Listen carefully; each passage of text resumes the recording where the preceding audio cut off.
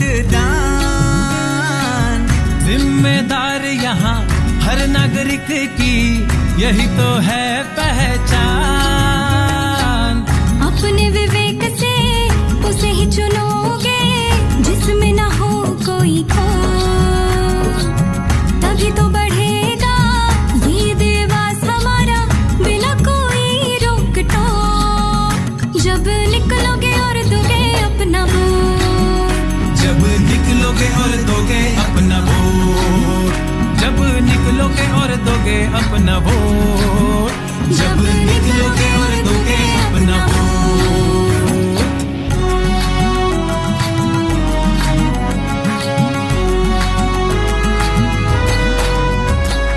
महिला पुरुष वृद्ध युवा सबका ये कर्तव्य है, आपका मतदाता होना आपका अधिकार है।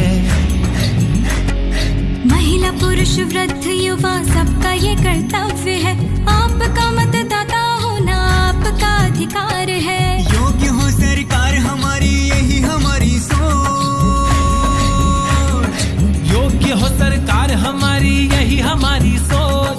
जागरूकता मतदान की होगी चारों ओर।